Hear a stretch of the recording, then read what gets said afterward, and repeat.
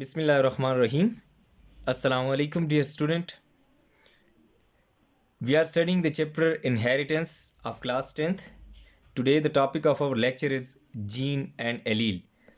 Before going toward this lecture, I would like to repeat our last lecture to create linkage between the previous lecture and today's lecture. Student, in previous lecture, we have discussed about the genetics and inheritance, in which transfer of characters we have discussed, and then inheritance, in which character transfer from parents to offspring.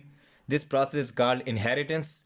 And genetics, the branch of biology which deals with the study of transfer character from parents to offspring, factors transfer from parents to offspring, and that factor which controls the genes are these factors. Then we have discussed the DNA and genes. Then we have discussed chromosomes and genes. Chromosome was discovered by Valdier in 1876, which consists of two halves. Then each half is called chromatids. These chromatids are attached together a point called as centromere. Then we have discussed the chromatin material, and then finally we have discussed the nucleosome. Student, this was all about the previous lecture.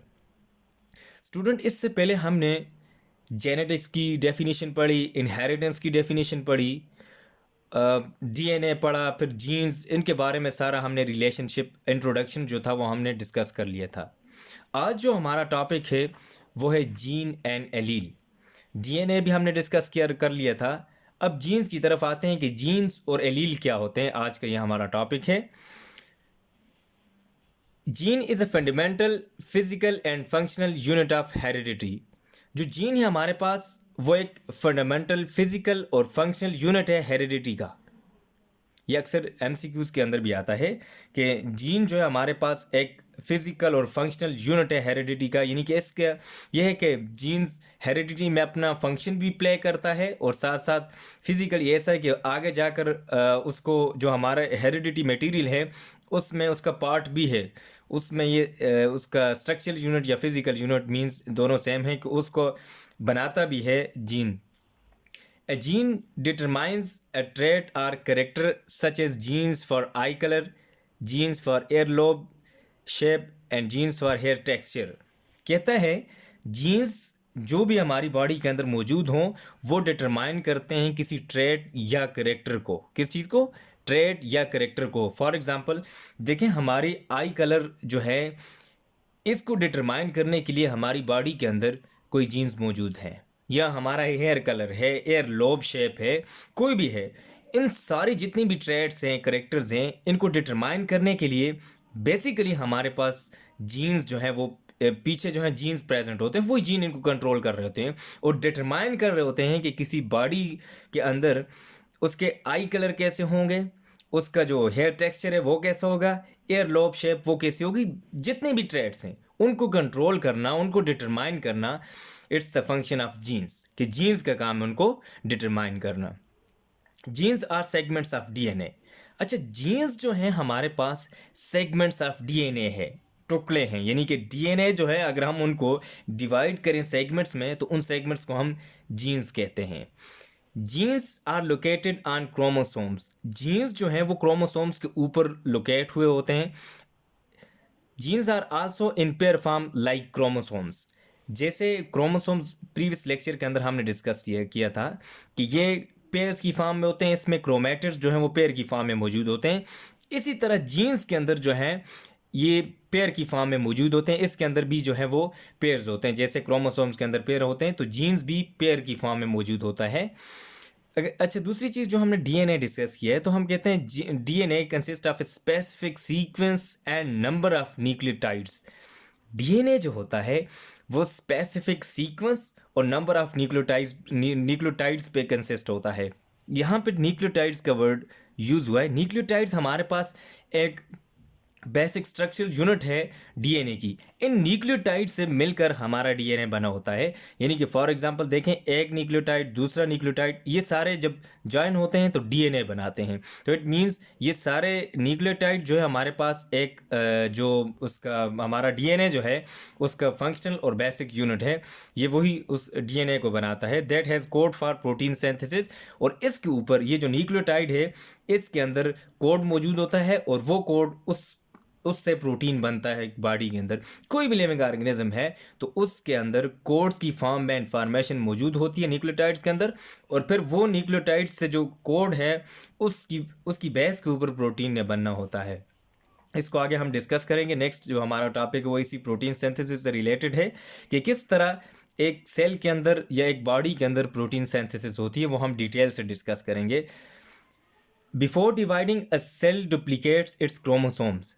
जब cell divide होता है उससे पहले chromosome, कोई भी cell क्या करता है, अपने क्रोमोसोम्स को डुप्लीकेट कर देता है, उसकी कॉपी बना देता है।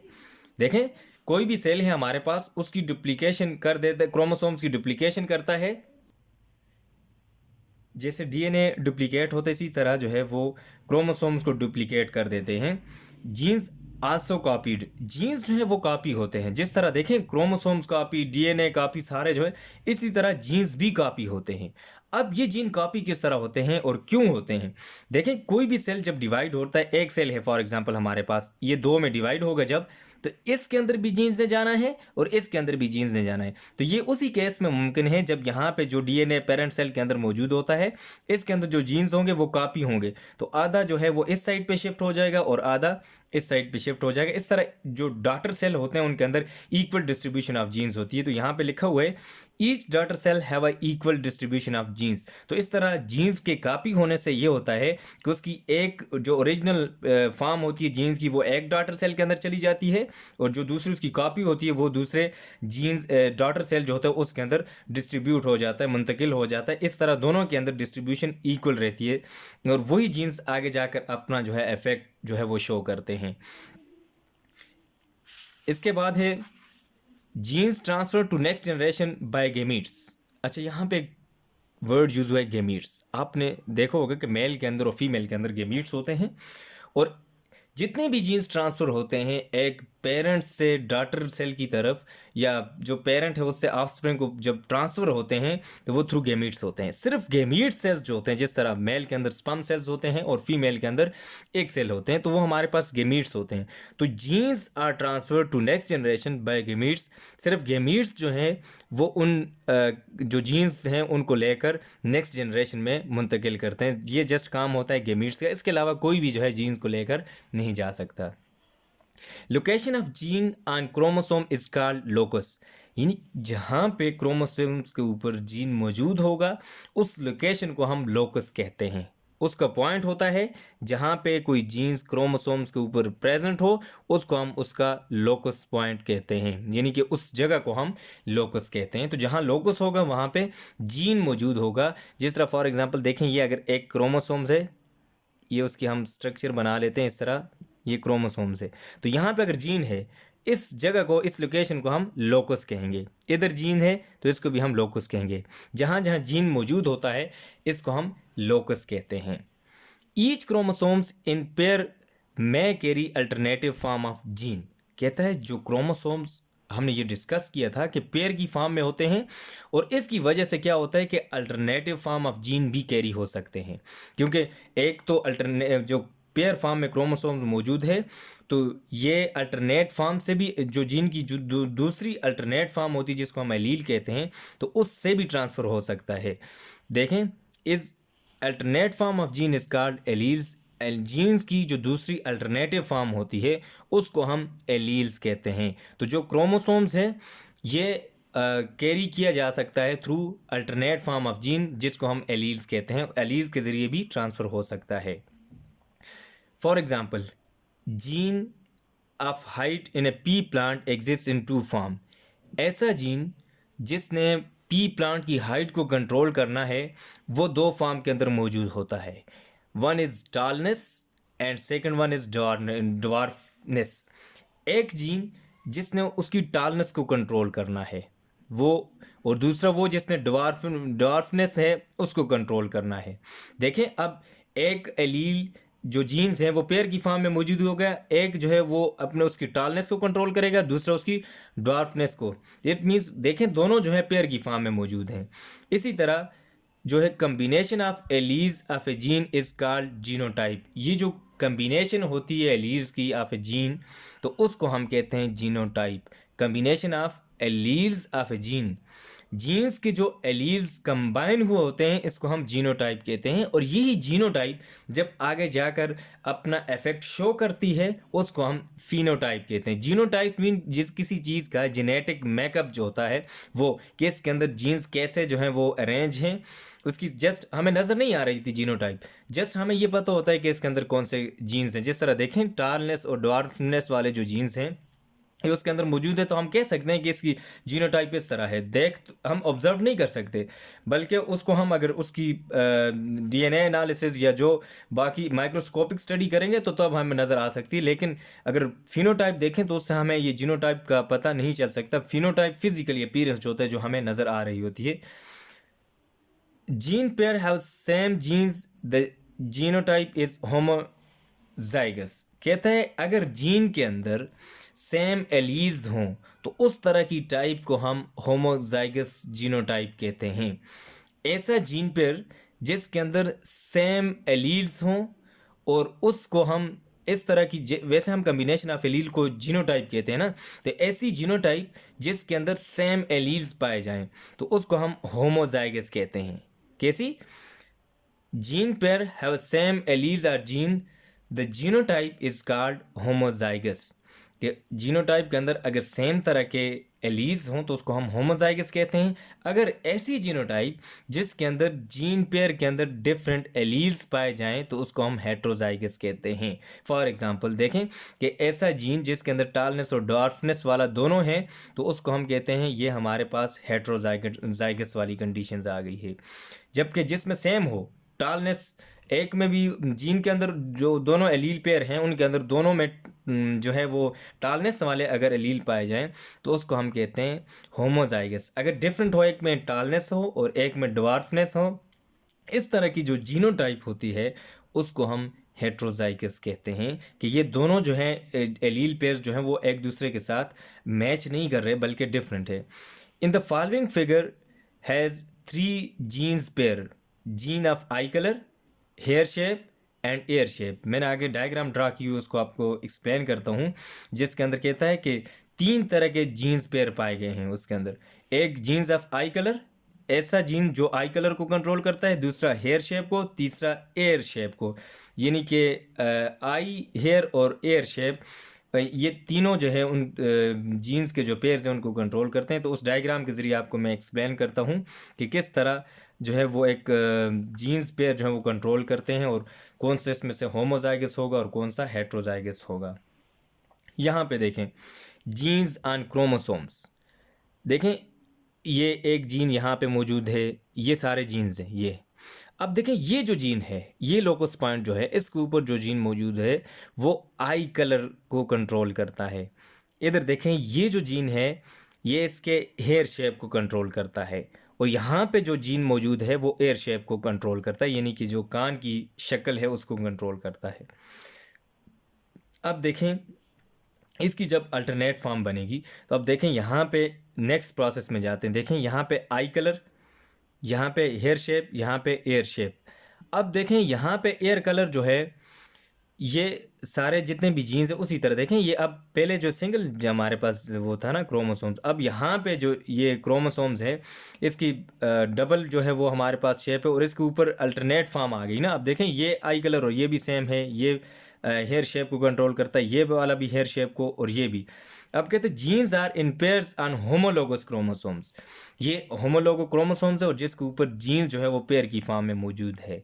यहाँ पे भी आई कलर वाला जीन है, यहाँ पे भी पेयर की फॉर्म में, यहाँ पे हेयर कलर, यहाँ पे भी हेयर शेप, यहाँ पे एयर शेप, यहाँ पे भी एयर शेप। तो इस तरह जीन्स जो है वो होमोलोगस क्रोमोसोम्स के ऊपर पेयर्स की फॉर्म में मौजूद होते हैं। फिर इसके बाद देखें यहाँ पे, अब देखें ये जो एयर कलर है, अभी हमने ये तो नहीं बताया, सिर्फ हमने कहा है कि ऐसा जीन जो एयर कलर को आई कलर को कंट्रोल करता है। अब हमने आई कलर की बात नहीं की कि कौन सा कलर है, जस्ट हमने आई कलर का कहा है कि ये कलर को कंट्रोल करने वाला, लेकिन कलर स्पेसिफाइड नहीं किया अब हमने। इसी तरह हेयर शेप को भी स्पेसिफाई अभी नहीं किया, और एयर शेप को भी। अभी इस डायग्राम के अंदर आपको क्लियर हो जाएगा कि कौन सा हमारे पास होमोजाइगस है और कौन सा हेट्रोजाइगस है। अब देखें ये ब्राउन ये आई कलर है, तो इधर जो दूसरा पेयर है वो भी ब्राउन आई कलर जो है वो आगे इफेक्ट शो करेगा। इसी तरह ये स्ट्रेट हेयर, यहाँ पे भी स्ट्रेट, यहाँ पे फ्री लोब, यहाँ पे अटैच लोब। ये जो लोब होता है ना एयर के साथ, अगर वो फ्री हो, ऐसे जीन्स पाए जाए इसके अंदर, ऐसे जीन्स हैं, ये पेयर है जो फ्री लोब एयर होता है इसके साथ, और जबकि इधर जो दूसरा इसका पेयर है इसमें अटैच लोब होता है। अब देखें यहाँ पे ये स्ट्रेट, यहाँ पे भी स्ट्रेट, यहाँ पे ब्राउन, यहाँ पे भी ब्राउन, लेकिन यहाँ पे फ्री लोब है और यहाँ पे अटैच लोब है, तो ये इनके अंदर सिमिलैरिटीज पाएगी, लेकिन यहाँ पे जो है वो डिफरेंट है दोनों। तो ऐसे जो है वो पेयर जिसके अंदर सेम हो, देखें ये इसके अंदर ब्राउन कलर हो, यहाँ भी, इसको हम इस तरह की जीनोटाइप को हम कहते हैं ये हमारे पास होमोजाइगस है, यानी कि सेम है, ब्राउन कलर यहाँ पे भी हम लेकिन यहाँ पे देखें हमारे पास ये फ्री लोब है, यहाँ पे अटैच लोब है, तो इस तरह की जो जीनोटाइप होगी उसको हम कहते हैं हेट्रोजाइगस। यहाँ पे मैंने बुलेट्स की फॉर्म में लिखा हुआ देखें, alleles of I gene colour is homozygous. ये जो एलील हैं ये वाले आई कलर वाले, ये भी ब्राउन है, ये भी ब्राउन है, तो ये हमारे पास होमोजाइगस हो गई। इसी तरह alleles of hair shape genes are similar homozygous. जो हेयर जो शेप है उसकी हेयर की, यहाँ पे भी स्ट्रेट है, यहाँ पे भी स्ट्रेट है, तो ये एलील्स हमारे पास होमोजाइगस हो गई, या ये जीनोटाइप हमारे पास होमोजाइगस हो गई। इसके बाद नेक्स्ट है हमारे पास, देखें, alleles of the hair shape genes are different homozygous. ये जो एयर की शेप है इसमें फ्री लोब था, यहाँ पे अटैच लोब है, तो इस तरह की एलीज जिसके अंदर एयर शेप जो हो वो डिफरेंट हो, तो उसको हम होमोजाइगस एलील, या उसको हम इस तरह की जीनोटाइप को हम होमो हेट्रोजाइगस कहते हैं। सॉरी, यहाँ पे मैंने होमोजाइगस लिखा हुआ है, ये हेट्रोजाइगस है, ये हेट्रोजाइगस। ये दोनों के अंदर ये सेम नहीं है कि एक फ्री लोब है और एक अटैच लोब है, तो इस तरह की जो जीनोटाइप या एलील्स होंगे उनको हम हेट्रोजाइगस कहेंगे। अब आ जाते हैं डोमिनेंट एंड रिसेसिव एलील्स। दो तरह के हमारे पास एलील्स होते हैं, एक को हम कहते हैं डोमिनेंट और दूसरा रिसेसिव एलील्स। डोमिनेंट एलील वो होता है इन विच वन एलील में mask stop the working of the other allele. ऐसा एलील जो जब एलील के अंदर ऐसा एलील जो जब उनका काम हो एक दूसरे के साथ, यानी कि वो आगे उन्होंने जाकर अपना इफेक्ट शो करना है, तो उसमें से एक वो जो दूसरे की वर्किंग को स्टॉप कर दे, उसको मास्क कर दे, उसको स्टॉप कर दे, तो इस तरह का एलील जो दूसरे की एक्टिविटी को, दूसरे के काम को रोक दे और अपना जो इफेक्ट या अपना काम है वो शो करे, तो उस तरह के एलील को हम डोमिनेंट एलील कहते हैं। जबकि दूसरा एलील जिसने जिसने अपना इफेक्ट शो किया है, अपना वर्किंग शो किया है, उसको हम डोमिनेट कहते हैं। और ऐसा जो एक्सप्रेस नहीं हो सका, जिसने अपना जो है इफेक्ट शो नहीं कर सका तो उसको हम कहते हैं रिसेसिव। यहाँ पे देखें, allele which is not express is called recessive allele. ऐसा एलील जो खुद को एक्सप्रेस नहीं कर सका, दूसरा डोमिनेट हो गया और जो पीछे रह गया उसको हम रिसेसिव एलील कहते हैं। जैसे देखें, लड़ाई होती है अगर दो बंदों की, तो उसमें से एक जो जीत जाता है, कंपटीशन है, तो जो जीत जाता है उसको हम कहते हैं डोमिनेंट, और जो हार जाता है उसको हम कहते हैं रिसेसिव। इसी तरह एलील्स की भी यहाँ पे हम ये कह सकते हैं कि एक कंपटीशन होता है इनके दरमियान, तो जो अपना इफेक्ट शो कर लेता है उसको हम कहते हैं डोमिनेंट एलील, और जो अपना इफेक्ट शो नहीं कर सकता उसको हम कहते हैं recessive allele. The observable outcome of genotype in the form of characteristics is called phenotype. अच्छा, यहाँ पे जो पहले मैंने अभी आपको बताया था, जीनोटाइप वो होती है कि जो हमारे पास जीन्स अरेंज हुए हों उसको हम जीनोटाइप कहते हैं। लेकिन जब इन्हीं जीन्स का ये जीनोटाइप जो है इसका ऑब्जर्वेबल आउटकम हमारे पास आए किसी करेक्टर की फॉर्म में, किसी ट्रेट की फॉर्म में, तो उसको हम कहते हैं फिनोटाइप।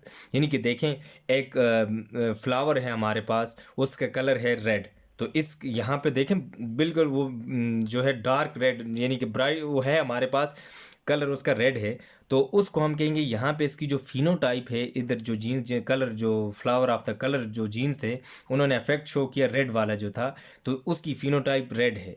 तो अगर वो दूसरा इफेक्ट शो करेगा उसकी जगह वाइट वाला आ जाए, तो उसमें पिंक और वो जो सॉरी वाइट और रेड को अगर हम जब कंट्रास्ट करते हैं तो उसमें जो फिनोटाइप होगी हमारे पास वो पिंक कलर की आएगी। तो इस तरह देखें यहाँ पे फिनोटाइप डिफरेंट होगी।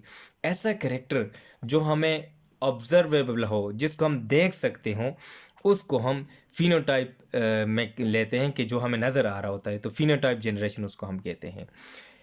Letters are use to represent alleles, कहते लेटर्स यूज़ किए जाते हैं एलीज को रिप्रेजेंट करने के लिए। Capital letters refer to the dominant allele and lower case letters refer to the recessive allele.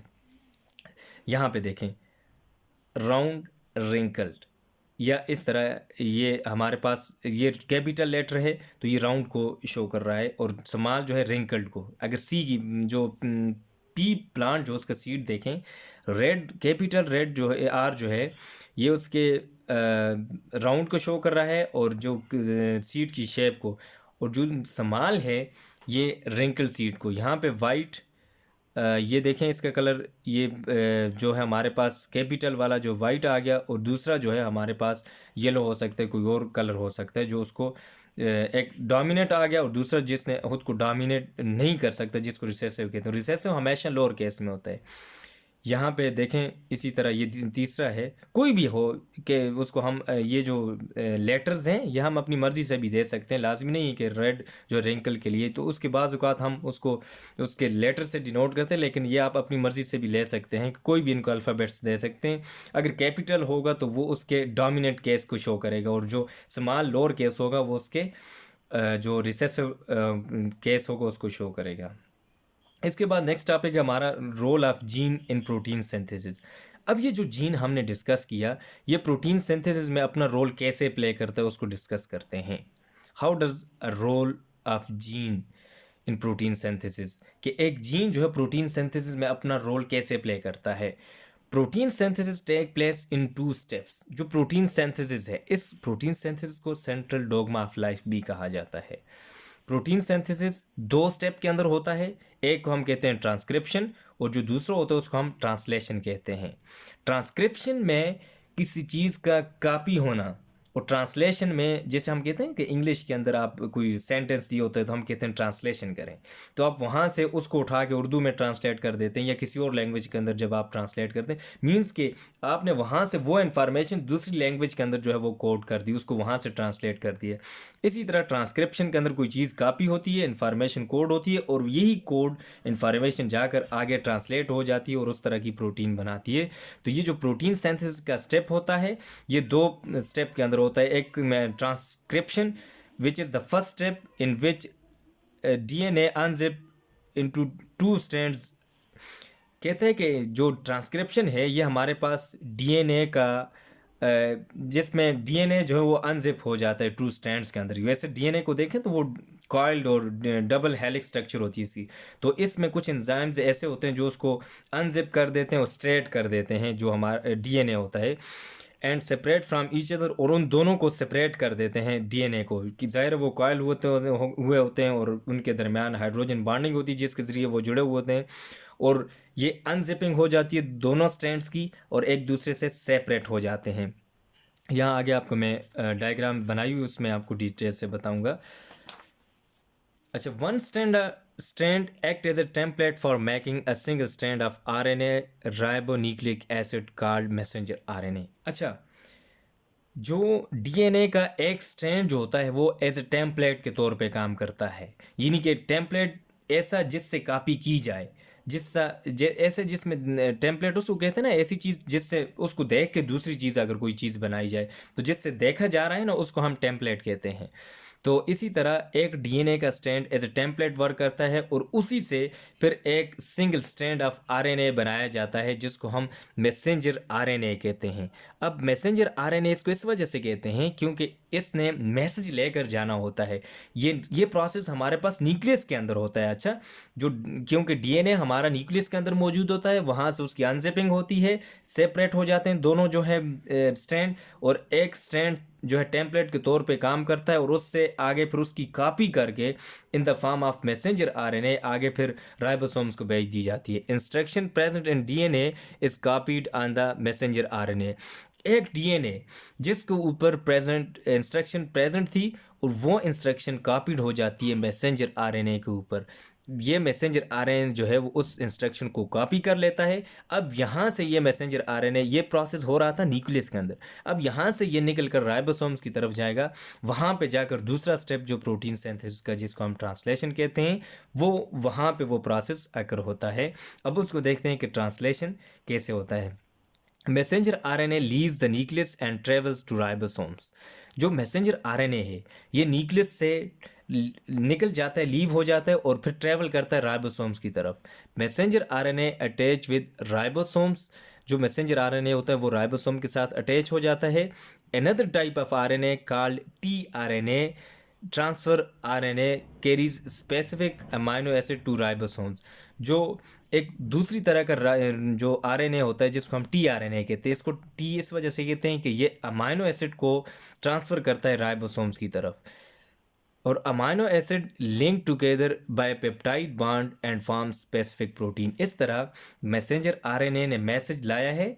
Ribosome हमारे पास एक मशीन है जिसके अंदर प्रोटीन ने बनना होता है, तो उसमें से एक मैसेंजर आरएनए गुजरता है, उसको ये कोडिंग मशीन होती है हमारे पास राइबोसोम्स, ये उसको डिटेक्ट करता है कि यहाँ पे मैसेंजर आरएनए के अंदर कौन सी इंफॉर्मेशन है, कौन सा जो है वो अमाइनो एसिड लाना है।